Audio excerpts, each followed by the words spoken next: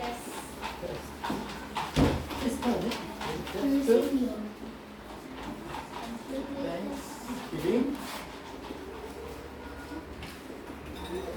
Correct? Psalm 15, 22, hanggang 23. Great Thanksgiving. What is the great Thanksgiving? So ano po ba yung dakilang ating pasasalamat? 감사라는 것은 이 고마움을 느끼는 태도를 얘기해요. So ang ibig sabihin po ng pasasalamat ay inihahayag po natin, ini-express po natin yung pasasalamat natin. 그리고 그 고마움에 대한 이 표현을 하는 인사하는 거예요. Tapos hindi lang po yun, kumbaga ini-express po natin na tayo po ay nagpapasalamat.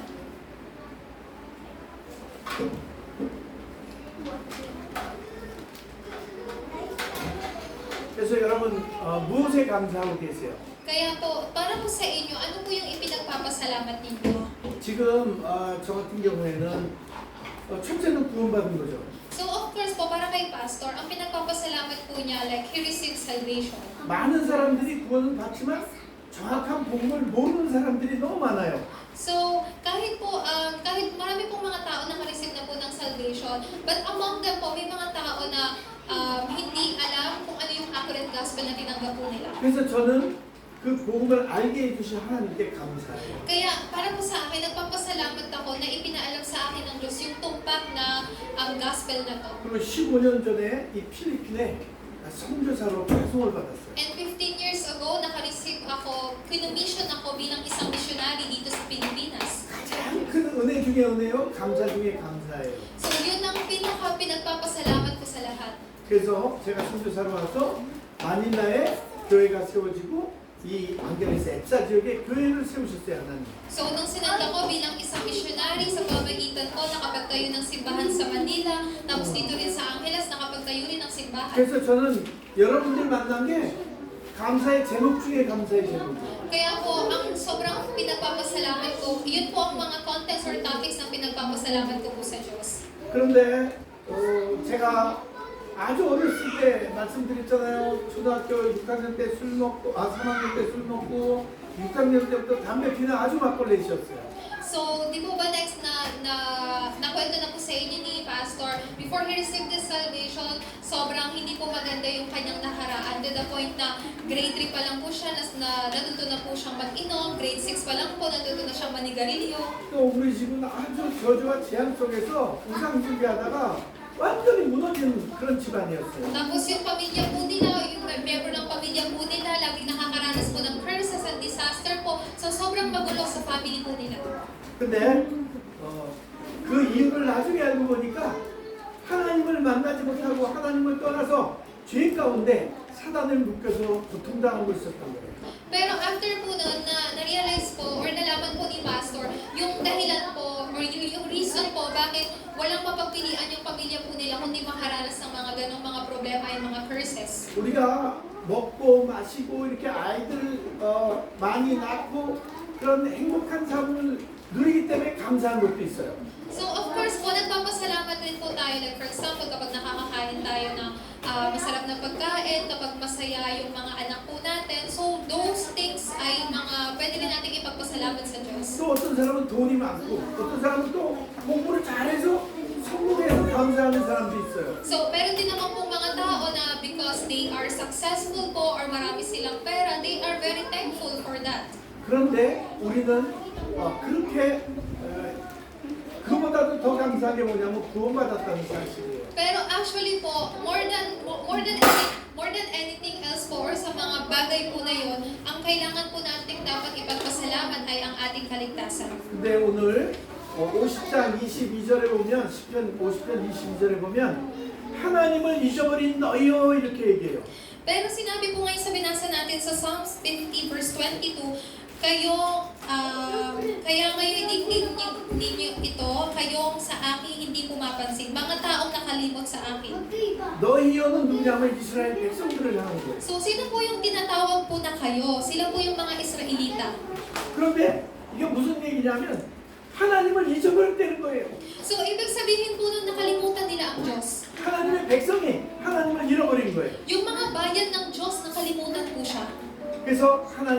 상태를 말합니다. Kaya sa madali pong salita, nasa estado po sila kung saan sila po ay hiwalay sa Diyos o walang Diyos.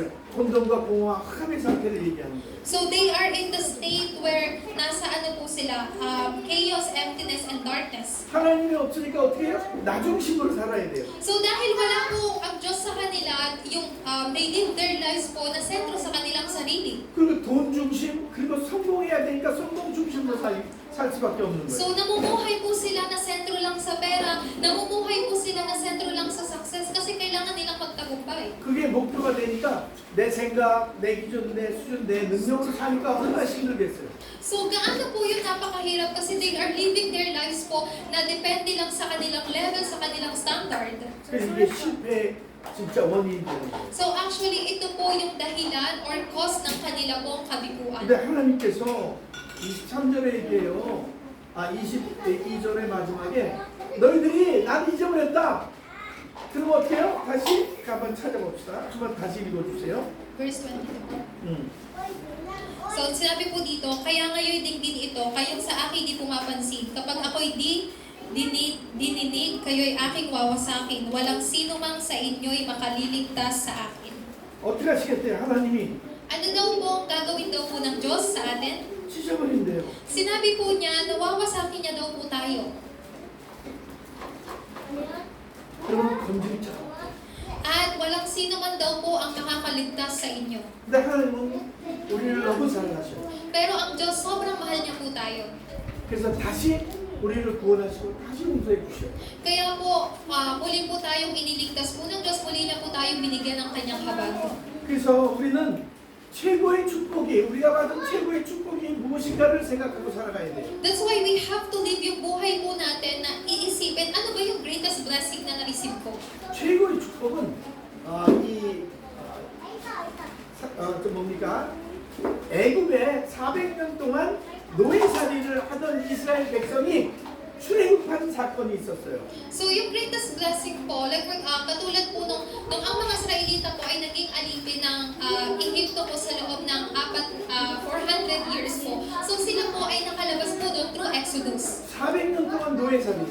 Namuhay po sila 400 years bilang isang alipin. 근데 거기서 해방되니까 얼마나 기뻤겠어요. Pero from there po, nagkaroon sila ng kalayaan. Kaya, how joyful was that? 얼마나 감사했겠어요. Sobra yung pasasalamat po nila. 근데 그 출애굽한 방법이 뭐냐면 어린 양 피를 어린 양을 잡아서 피를 문설주 좌우 임박에 발라서 그때 그 피를 바른 그 집은 죽음의 신이 패스오버를 넘어가게 됐어요. Pero ano po ba yung method ng Passover po na yun? Kasi through that Passover, sila po ay nakalaya. Pero ano po yung method po nun? Kailangan po nilang pumatay ng isang hayop po, tapos yung dugo ng hayop po na yun ay kukunin po nila at ipapahid po nila sa door frame, doorpost po nila, nang sa ganon ay lalagpasan po sila ng kamatayan. 하나님이 피를 바르라고 했어요. 어린 양의 피를. Sinabi po ng Diyos na kayo ay maglagay ng dugo ng tupa sa inyong pintuan. 모세에게 명령했고 모세가 그 언약을 가지고 이스라엘 백성에게 또 전달했어요. So, ibinigay po ng Diyos yun kay Moises. Pinanghawakan po yun ni Moises bilang kanyang covenant. At itong covenant po na to ay inirelay ni Moises sa mga Israelites. 그러니까 백성들이 그 언약의 피를 붙잡고 바르고 나서 출애굽하게 된 거예요. So, yung mga Israelites po, pinanghawakan po nila yung blood covenant po na ito at ipinahid po nila ito sa kanilang doorpost at sila po ay nag-Exodus. 패스오버 죽음의 신이 넘어갔다는 거예요. So, ibig sabihin po noon, nilagpasan po sila ng kamatayan. 그래서 그 이스라엘 사람들은 지금도 유월절을 지키면서 그날의 그 은혜를 감사하고 있어요. Kaya po yung mga hanggang ngayon po yung mga Israelita, kinikip pa rin po nila itong Passover event or feast po at nagkakaroon sila ng pasasalamat sa kanilang kaligtasan. 우리는 그것보다도 놀라운 그리스도의 언약의 피를 바른 사람들이에요. Pero ang pinaka mas amazing po, tayo ay mga tao kung saan tumanggap na po or ano nga po ito? Nabigyan na po ng dugo po ni Jesucristo. 죄와 저주와 사단 지옥 권세에서 완전히 해방된 Sa 사람들. madali pong salita, we are those who set free po, nakalaya na mula po kay Satanas, sa curses and disaster po kahit sa background ng impyerno. 유월절은 구원의 축복을 얘기하는 거예요. So So yung Passover po ay it talks about the blessing of salvation. 제일 중요한 게 피 언약이에요.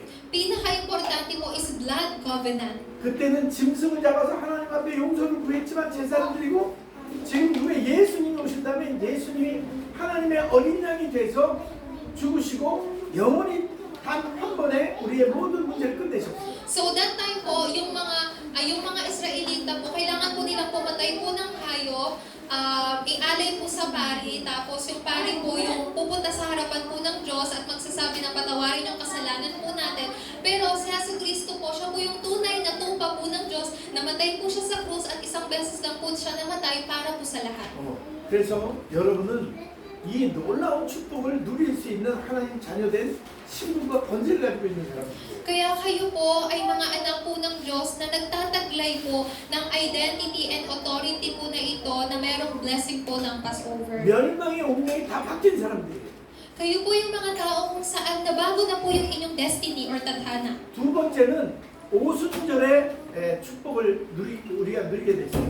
Pangalawa naman po ay tayo po yung mga tao kung saan may enjoy po natin yung pagpapala po ng Pentecost. 오순절의 축복은 뭐냐면 성령의 역사예요.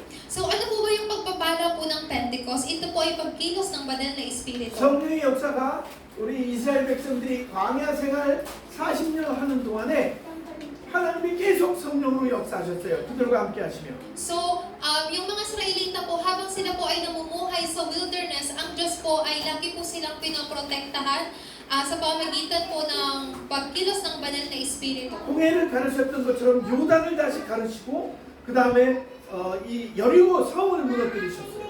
So, makikita po natin na tawag po niyan, God parted po yung Red Sea, maging yung Jordan River po, tapos yung Jericho Wall ay kanya pong winasak. 아모리 군사들과 싸울 때는 우박을 내려서 하나님이 아모리 군사를 전멸시키고 또 해와 달을 멈추셨어요. So, nakaranas din po sila kung saan kahit nilulusog po sila ng kaaway mula po sa yung mga Amorites po, pero ang Diyos nagpakita po sa kanila ng pagtigil po ng buwan at araw. 인간의 힘으로는 절대 불가능한 일을 성령의 역사로 절대 가능하게 만드십니다. Actually po, yung mga imposible pong gawin po ng mga tao ay posible po kapag ang banal na Espiritu ay kumilos. 성령이 우리에게 임하시면 우리가 권능을 받게 돼 있어요. So when the Holy Spirit indwells in you po, you will receive power. 그래서 땅끝까지 이르러 그리스도의 증인이 될 수밖에 없는 그런 신분과 권세를 가지고 있어요. Kaya you have the identity and authority where God raised you bilang kanyang mga witnesses po to the ends of the earth. 그래서 문제나 갈등, 위기 같은 이런 어려운 그런 풍랑과 같은 재앙들을 우리의 힘으로는 막을 수 없어요. Kaya actually po, yung mga disaster po na dumarating sa atin na parang pong bagyo, no one can stop that po. 그래서 오순절 민유 성령이 임하신 거예요. Kaya ang ibig sabihin po ng Pentecost, yung banal na Espiritu ay bumabago sa 그래서 inyo. 성령이 함께 하시며 인도하시고 역사하시는 거예요. Kaya yung banal na Espiritu po ay sinasamahan po kayo at nililid kayo, ginagabayan kayo. 바로 우리는 그 오순절의 축복을 마음껏 누릴 수 있는 사람들이에요. Kaya po, tayo po ay mga tao who can actually enjoy po yung blessing po ng Pentecost hanggang sa gusto po natin. 감람산에서 예수 그리스도의 언약을 받고 마가다 다락방에 모여서 기도한 120명의 그 성도들 사이에 성령이 임하셨어요. So yung ang mga disipulo po ni Kristo, sila po ay nagsama-sama sa Mark's upper room po at lahat po sila ay tumanggap ng banal na Espiritu. 함께 기도할 때 모여서 Nung sila po ay nagsasama-samang manalangin. 집중해서 오로지 기도에 힘쓰니까 열흘 후에 성령이 임하신 거예요. Nung dahil po sila ay nasa loob po ng konsentrasyon, ng panalangin po, yung banal na Espiritu po ay tinanggap nila. 그래서 이 성령의 이 충만함을 누리면서 세상에 나가셔야 여러분들이 승리할 수 있는 거예요. Kaya po, kailangan po ninyong tumanggap ng pananahan po ng banal na Espiritu nang sa ganun po, kapag kayo ay lumabas po dito sa mundo, you will have victory. 세 번째는 수장절이에요. Pangatlo po ay yung ingathering. 이 수장절은 무엇을 의미하냐면 보좌의 배경을 얘기하는 거예요. Ang ibig sabihin po ng ingathering, it talks about the background and power of the throne. 또 보좌의 능력을 말씀하는 거예요. the background and power of the throne. 이스라엘 백성이 출애굽한 후에 40년 동안을 광야 생활을 했어요. So after po ng mga Israelita makalaya po sa Ehipto, sila po ay namuhay sa wilderness o sa ilang ng 40 years. 광야에서는 농사를 지을 수가 없어요. Actually po, pag sinabi pong disyerto, hindi po kayo pwedeng makapagtanim doon. 먹을 것도 없어요. Wala rin makakain sa disyerto. 입을 것도 없어요. Wala rin masusuot ng maayos na damit. 무려 그동안에 40년 동안을 성령이 역사하시면서 이끌어 가시고요. Pero sa loob ng 40 years na sila ay namumuhay po sa ilang, sila po ay ginabayan ng Diyos sa pamagitan ng Holy Spirit. 만나와 메추라기를 떨어뜨려 주셨어요. Binigyan rin po sila ng Diyos ng manna and quail. 성경에 보면 옷이 헤어지지 않고 신발이 닳아났다고 했어요. So makikita nyo rin po doon na kahit wala po silang pampalit ng damit, pero hindi po nasisira yung damit nila, hindi rin po nasisira yung kanilang sandalyas. 낮에는 구름 기둥, 밤에는 불 기둥으로 따뜻하게 해주고 더운 걸 막아주시면서 어때요? 이스라엘 백성들을 보호해 주시고. So habang sila po ay namumuhay po sa ilang, pinoprotektahan po sila ng Diyos. Sa umaga po nagpapadala ang Diyos ng pillar of cloud. Sa gabi naman po pinapadala po ng Diyos ang pillar of fire para sila po ay makaramdam po ng warmth. 그러다가 드디어 농사를 짓게 되고 첫 수확물을 거두게 됐어요. And finally po, sila po ay nakapagtanim doon and yung sila po ay nagkaroon ng first harvest. 그리고 그것을 창고에 저장할 수 있을 정도까지 됐어요. So yung unang ani po nila, nagkaroon po sila ng maraming unang ani to the point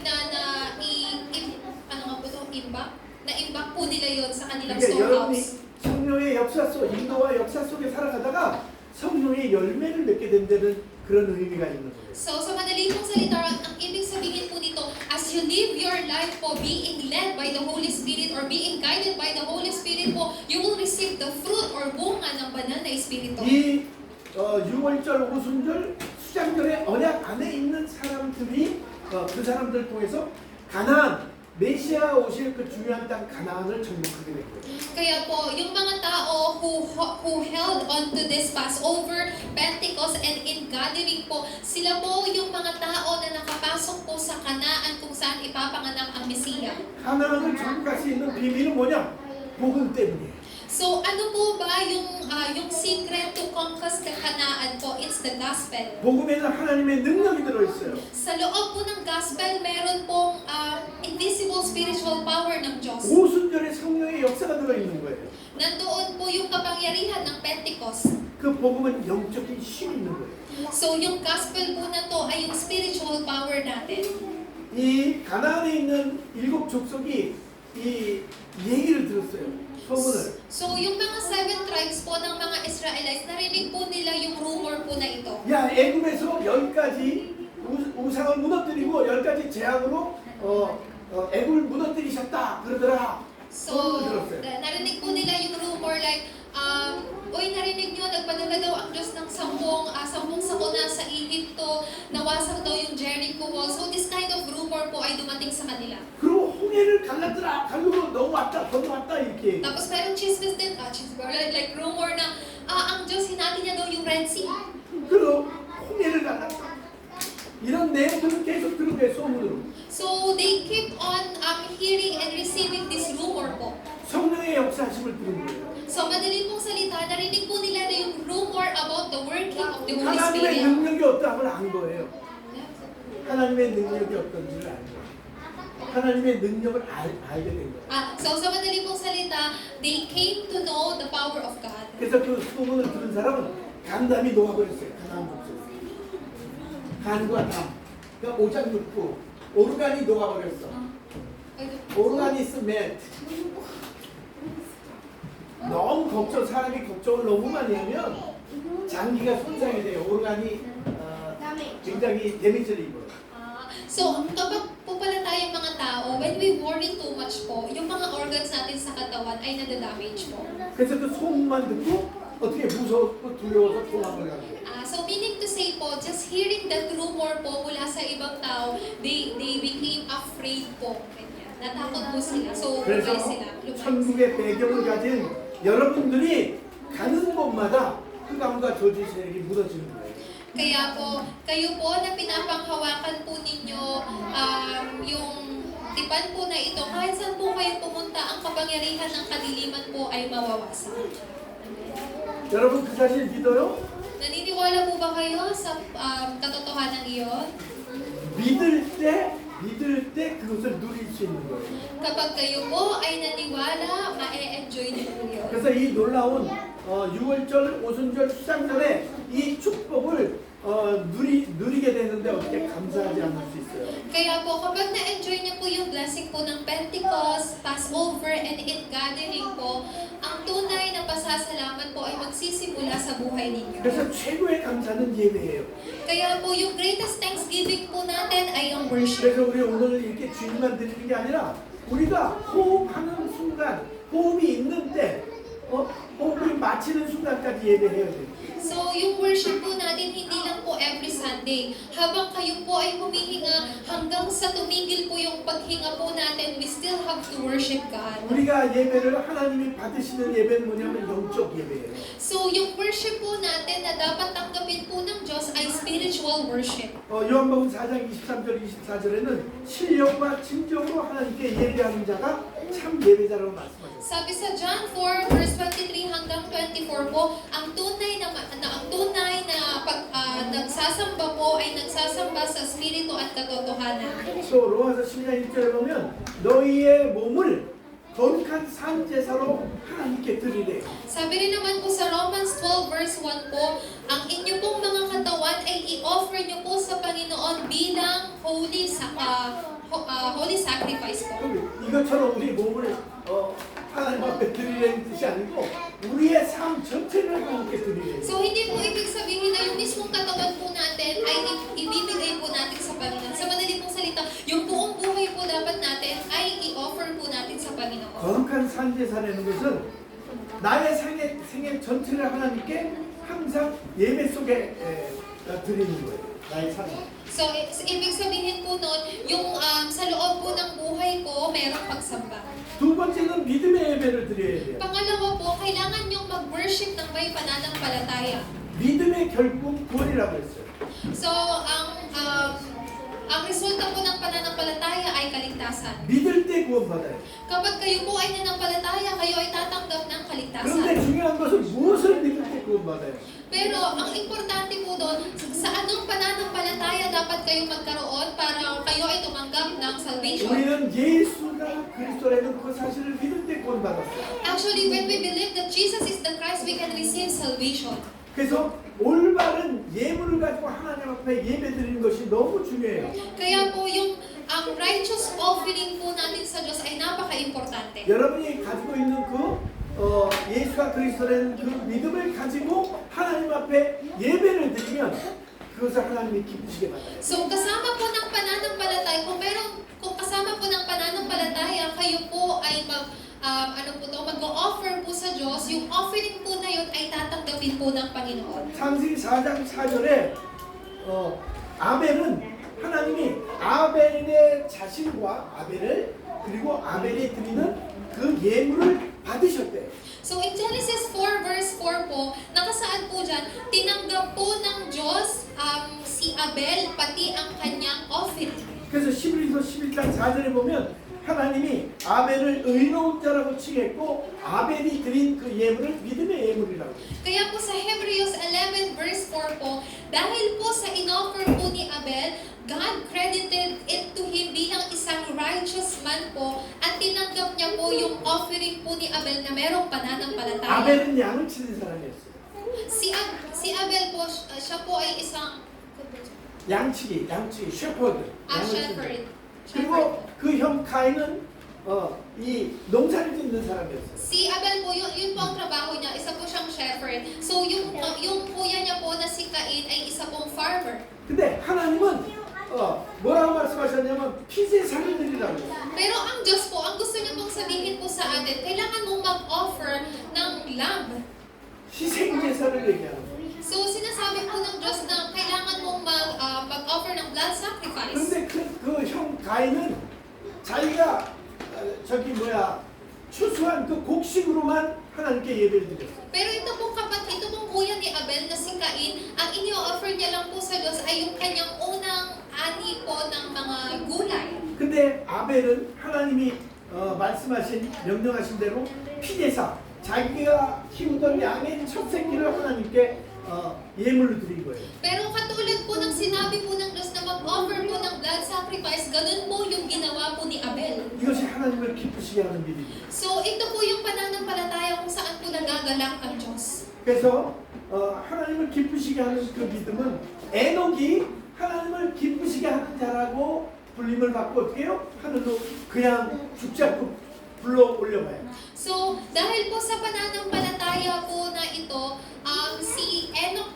si Enoch, meron po siyang pananampalataya na nagkakaroon ng kagalakan po ang Diyos. To the point po na hindi po siya namatay, siya lang po ay kinuha ng Diyos. 그래서 믿음으로 에녹은 죽음을 보지 않고 하늘로 올려갔대요. So, sinabi po dyan sa Hebreo 11 verse 5 po, dahil po sa pananampalataya na nagbigay ng kagalakan po sa Diyos, si Enoch po ay tinawag lang po ng Diyos. 근데 하늘로 올라가기 전에 살아가면서 어떻게 해요? 하나님을 기쁘게 하는 자다 이렇게 부릅니다. Pero actually, bago po siya kinuha po ng Diyos, habang po siya ay naninirahan po dito sa mundo, siya po ay namumuhay po na nagbibigay ng kagalakan sa Panginoon. 근데 믿음이 없이는 하나님을 기쁘게 하지 못한대요. Pero actually po, sinabi po sa Biblia, hindi po natin mabibigyan, we cannot please God or we cannot give yung Diyos po ng, hindi po natin mabibigyan ng kagalakan ang Diyos without faith. 어떤 믿음이냐면 에녹이 가진 믿음은 하나님이 살아계신 분이구나, 지금 계시는 분이구나 이 믿음이 있었어요. So ano pong klaseng pananampalataya ang meron po si Enoch? Ang Diyos ay buhay, ang Diyos ay kasama ko ngayon. 그리고 하나님 앞에 나아가는 자는 어떻게 해요? 상 주시는 분이구나, 이거 축복하시는 분이구나 그 사실을 믿었어요. At naniwala din po siya, meron din po siyang pananampalataya po na kung sino man po ang lumalapit po sa Diyos po ay tumatanggap po ng reward. 그래서 감사로 제사를 드리는 자가 하나님의 구원을 본다고 했어요. Kaya po, 감사로 하나님께 예배 드리는 자가 하나님의 구원을 보는 거야. so sa madaling pong salita, kapag tayo po ay nag-worship po, nagsamba po sa Diyos ng may pananampalataya, makikita po natin ang pagkilos po ng kaligtasan. 감사의 행위를 옳게 하는 자라고 했어요. 감사의 23절에 봐봐. 감사의 행위를 옳게 하는 자. 시편 50편 23절. So sabi po sa verse 23 po, ang parangal na nais ko na sa aking ihahain ay handog ng pasalamat, pagpupuring walang mali. 감사의 행위 옳은 믿음을 가지고 이렇게 나와서 여러분처럼 어떻게 해요? 하나님을 찬양하고 말씀을 듣고 기도하는 거예요. So, ibig sabihin po ng pagsamba po na yan ay naghahandog po kayo ng pasasalamat po, nagpapasalamat po sa Diyos at nag-aalay po ng papuri sa Kanya. 그리고 오늘처럼 있다가 우리가 성찬식을 할 텐데 같이 성도 간에 교제를 하는 거예요. So, later on po, magkakaroon po tayo ng communion kasama po ng atin ng mga ibang mga church 그리고 members. 하나님 앞에 올바른 또 헌금을 하는 거예요. Tapos, sa harapan po ng Diyos, dapat po tayo magbigay po ng proper offering sa Kanya. 삶을 통해서 또 전도와 성경을 하는 거예요. At sa buhay po natin, gagamitin po ng Diyos yung buhay po natin upang gawin yung evangelism and mission. 이제 저와 여러분들이 해야 될 감사로 하는 올바른 행위예요. Ito po yung buhay na dapat nagawin po natin bilang isang mananampalataya. 자, 우리가 하나님이 원하시는 것이 무엇인지를 아셔야 돼요. And of course po, kailangan rin po nating malaman ano po ba yung kalooban or kagustuhan po ng Diyos. 하나님은 여러분 축복하시기 원해요. So gusto po ng Diyos na kayo po ay pagpalain. 하나님 여러분 아프지 않기 원해요. Hindi po nais ng Diyos magkaroon kayo ng karamdaman. 가난하게 살기 원치 않아요. Of course, hindi rin po ng Diyos hindi po gusto ng Diyos na magkaroon kayo ng paghihirap. 여러분 속으면 안 돼요. 속으면 안 돼요. So hindi po dapat kayo magpadaya. 사단이 하는 일에 방해를 받고 여러분 예전에부터 사단이 묶였던 그 오랫동안의 각인들이 체계됐던 것 때문에 우리가 사단에게 속아요. So actually po, noon po tayo po ay namuhay po sa pangunahing problema at matagal po tayong nagaya ni Satanas. 하나님의 자녀가 됐는데도 가난할 수밖에 없어요. So kahit naging anak na po tayo ng Diyos, it seems like yung buhay po natin patuloy na naghihirap. 질병에 시달릴 수밖에 없어요. So kumbaga no choice tayo kundi laging nagkakaroon ng karamdaman. 자꾸 재앙과 문제가 들이닥쳐요. Tapos lagi po tayo tayong nababound po ng mga curses po. 속으면 안 돼요. Huwag po kayong magpapadaya. 그거는 내 게 아니에요. Yung mga bagay po na yun ay hindi sa inyo. 하나님이 이제 다 해결해 놓으신 거예요. 그리스도 통해서. Kasi lahat po ay sinolusyonan na po ng Diyos sa pamamagitan ni Kristo. 그래서 기도로 싸워야 돼요. 영적 전쟁. Kaya po magkaroon po kayo ng spiritual warfare sa loob ng panalangin. 누구와? Sino po kasama? 나의 불신앙과 싸워야 돼요. 믿음 없음과. I mean, kayo po ay magkaroon ng spiritual warfare po laban po sa inyong sarili, sa inyong hindi pananampalataya. 이 불신앙을 심어주는 악한 사단과 싸워야 돼요. Tapos labanan nyo rin po si Satanas na nag-i-imprint or nag-i-implant sa inyo ng hindi pananampalataya. 하나님의 말씀대로 순종하면 하나님이 주시는 축복이 엄청나요. Kung kayo po ay susunod according to God's word po, kayo po ay lubos na pagpapalain ng Panginoon. 11조와 봉헌물을 통해서 하나님이 하늘 문을 열고 모든 축복을 쏟아부어 주셔요. At hindi lang po yun, sa pamagitan ng tithes and offerings po ninyo, ang Diyos po ay nagbubukas po ng gates of heaven at binibigyan niya po sa inyo ang lahat ng pagpapala ng kanyang trono. 하나님이 거지가 아니잖아요. Ang Diyos po ay hindi po pulubi. 우리가 드리는 하나님 앞에 받는 그 놀라운 축복과 그 감사와 모든 것에 내가 버는 것에 10의 1을 하나님께 감사의 예물로 드리는 걸 11조라고 해요. So, lahat po ng meron po tayo, of course, lahat po ay nagmula po sa Diyos. Pero yung mga bagay na meron po tayo, kailangan po natin yung ibalik po sa Diyos. Kaya yung ang tawag po dyan ay 10 times. 그 10의 1은 레위인, 옛날에 레위인은 땅이 없었어요. 나머지 12 트라이브스 족장이 12 족장이 어떻게 해요? 내는 12지파가 내는 그 10의 1 헌물을 가지고 레위인이 그걸 가지고 먹고 살았어요. So, yung isa pa pong ibig sabihin po, or para mas malinaw po na maalam po natin kung ano po yung 10 times po na yun. So, sa Bible po, meron pong tinatawag po ng mga Levites. So, yung mga Levites po ay parang katulad po ng isang mga pari. So, that time po, ang mga Israelita po ay merong, ano nga po ito? 12 tribes? 7 tribes?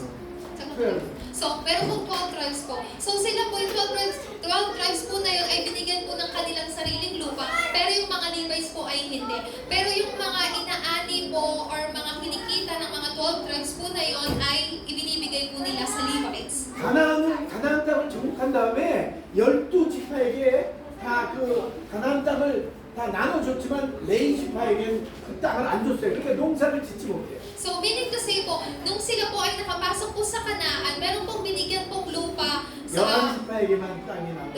So, nakareceive po yung 12 tribes po na to ng sarili nilang lupa, pero yung mga Levites, sila lang yung hindi tumanggap.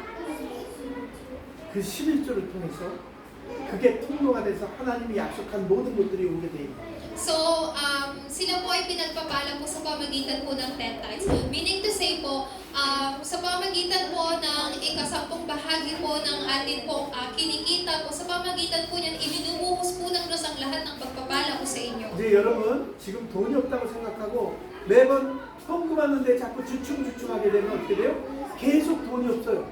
So, sa ngayon po siguro natatakot po tayo magbigay po ng 10 tithes po sa Panginoon or nagdadalawang isip po tayo o kaya naman po mag-offer po tayo sa Diyos and sa susunod po ay hindi. So, when we have that kind of mind po, continuously po, magkakaroon po tayo ng paghihirap and we will continue to suffer po. 텐타이즈는 하나님 앞에 여러분의 믿음을 보이는 거예요. So, yung ikasampung bahagi po ng ikinikita po ninyo, sa madaling salita, yung 10 tithes po ninyo, ay ipinapakita po ninyo yung pananampalataya sa 하나님은 Diyos. 천지를 창조하신 분이에요. 모든 것이 하나님의 것이에요. 그런데 왜 10분의 1을 나에게 드리라고 해요? So, ang Diyos po ay, He is creator po. Siya po ang gumawa ng langit at ng lupa. Pero bakit sinabi po ng Diyos na ibigay mo yung 10 tithes mo sa akin? 하나님을 섬기는 신라 전도사나 저 같은 사람의 레위 족속에게 그 텐타이스를 줘야 하나님을 온전히 섬길 수 있는 부분도 있지만 하나님은 그거보다 앞서 뭐예요? 모든 축복을 여러분에게 주시기 원하는 거예요. So, nang sa ganun po, yung katulad ni Pastor Sheila and ni Moxani po na katulad ng isang Levites po, ay though kahit rin sila po ay may pangangailangan, pero lahat po ng yun ay ginagamit po sa mission po. Pero more than that po, sa pamagitan ng 10 tithes po ninyo ay ibinubuhos po ng Diyos ang lahat ng pagpapala sa inyo. 한국에 기독교가 120년 전에 들어왔어요. 120년 전에. 원어들이 이제 20 years ago 이 복음이 들어왔어요. So, 120 years ago po, nung ang gospel ay dumating po sa Korea. 그때부터 한국 사람들은 뭐 했어요? 교회를 짓고 헌금을 했어요. So that time po, ang Korea po ay nag-establish or nag-build po ng church, ng school. 제일 중요한 11조였어요. At ang pinaka-importante po nilang ginawa, they did 10 tithes offering. 교회 건축을 위한 건축 헌금했어요. So, para po sa simbahan po, para maitayo ang simbahan, they also give yung construction, church construction offering. 그리고 선교사님들이 들어와서 복음을 받고 우리가 구원받았기 때문에 우리도 선교사를 돕고 선교사를 가속해야 한다는 선교 헌금을 했어요. So, of course po, dahil yung mga missionary pumunta po sa kanila para ibigay po itong gospel po na to, they also give yung mission offering po para ang missionary po ay makapunta sa ibang lugar and do mission. 사랑하는 우리 자녀들을 위해서 그들을 영적으로 교육시키고 훌륭한 서비스로 세우는 일에 쓰임받고자 렘넌트 헌금을 한 거예요. So, nagkaroon din po sila, nagbigay rin po sila ng tinatawag na remnant offering para po sa mga susunod na henerasyon, para po sila, para po matulungan po sila pagdating po sa kanilang edukasyon. 그 모든 것이 감사해서 항상 감사하고 있는 거였어요. At lagi rin po silang nagbibigay po ng kanilang Thanksgiving 자, offering. 이제 결론을 말씀드리겠습니다. So, I will tell you a conclusion po. 매일 매시 매사에 하나님 앞에 예배하세요. So, every day, every time, and in every affairs po, lagi po kayong mag-worship 그게 sa Diyos. 하나님께 오직의 영광을 돌리는 거예요. Sa pamagitan lamang po sa pamagitan po ng yan, ang Diyos po ay mag-glorify. 그리고 모든 것이 이렇게 빌립보서 데살로니가전서 5장 16절 18절에 바울이 이렇게 고백을 해요. So, sa unang Thessalonica 5:16 hanggang 18, ito po yung kinonfess ni Pablo. 항상 기뻐해요. Sinabi niya, lagi kayong magsaya. 쉬지 말고 기도하라. Huwag kayong, do not take a rest, but pray. 범사에 감사하라. Sa bawat oras kayo ay manalangin. 어떻게 항상 기뻐해요? So, paano po natin magagawa sa, like always, na magkaroon po ng kasiyahan? 어떻게 쉬지 않고 기도해요? Paano po natin magagawa na hindi magpahinga tapos manalangin 어떻게 lang? 모든 일에 감사해요? Paano po natin magagawa na sa lahat ng pagkakataon, lahat ng bagay, maaari po tayo makapagpasalamat 근데 sa 이게 Diyos? 가능한 이유는 그리스도 예수 안에 있는 우리를 향하신 하나님의 뜻이 그렇다는 거예요. Pero ito po ay nagiging posible dahil si Yesu Cristo po na nasa atin, ito po ang kalooban ng Diyos. 그래서 우리는 항상 기뻐할 수 있어요. Kaya po maaari po tayo magkaroon ng kasiyahan palagi. 그리스도가 우리의 모든 문제 해결자이고 구세해 주시기 때문에 Dahil po si Yesu Cristo ay naging solusyon sa lahat ng ating mga problema. 우리는 항상 기도할 수 있어요. Maaari po tayong manalangin. 왜냐하면 우리가 항상 기도할 때 항상 예수 그리스도 성령께서 역사하시기 때문에. Sa araw-araw po. Bakit po? Kasi si Yesu Cristo po ay kumikilos kasama ng banal na Espiritu. 우리는 범사의 모든 일에 감사할 수 있어요. So kaya rin po natin magpasalamat sa bawat pagkakataon. 모든 문제 안에 답이 있기 때문에 그리스도. Dahil ang lahat po ng problema ay mayroong kasagutan, siya po si Kristo. 그 어떤 위기도 오히려 하나님의 능력을 체험하는 그런 축복을 누리게 돼요. Tapos, binibigyan niya rin po tayo ng mga pagpapala na maaari po nating ma-enjoy. 어떤 갈등 속에서도 우리가 새롭게 갱신되어지는 축복을 누리게 됩니다. Binibigyan niya rin po tayo ng pagpapala na kahit even in the midst of conflicts po, magkakaroon tayo ng renewal. 그래서 우리가 감사해야 돼요. Kaya, kailangan po nating magpasalamat. 몸이 아프고 지금 연약하고 돈이 없어도 감사합니다. Kahit meron po kayong karamdaman sa ngayon, mahina po kayo sa ngayon, wala po kayong pera, still you have to give 왜냐하면 우리가 thanks. 구원받았잖아요. Dapat pa rin po kayo magpasalamat. Bakit? Kasi tumanggap po tayo ng 이 kaligtasan. 땅에서의 삶이 다가 아니에요. Yung buhay po dito sa mundo, hindi po ito ang lahat. 우리 사랑하는 자녀들에게 우리가 못 누렸던 이전에 못 누렸던 그 축복을 마음껏 충만하게 누릴 수 있도록 하나님이 축복하실 줄 믿습니다. Naniniwala po ako na yung mga pagpapala or kasiyahan na hindi po natin naranasan dito po sa mundo ay mararanasan po ng ating mga anak at susunod na henerasyon. 하나님 감사합니다. Panginoong Diyos, salamat po. 범사에 감사할 수밖에 없는 은혜 주신 것 감사합니다. Nagpapasalamat po kami sa habag kung saan maaari po kami magpasalamat po sa inyo sa bawat sitwasyon. 구원의 은혜를 주신 하나님께 영원한 예배로 감사드리게 하옵소서. Nais din po namin magpasalamat sa inyo, Panginoon, na nagkakaroon po kami ng walang hanggang pagsama sa inyo. 예수님의 이름으로 감사하며 기도합니다. Kami po ay nagpapasalamat sa tanging pangalan ni Jesucristo. 아멘.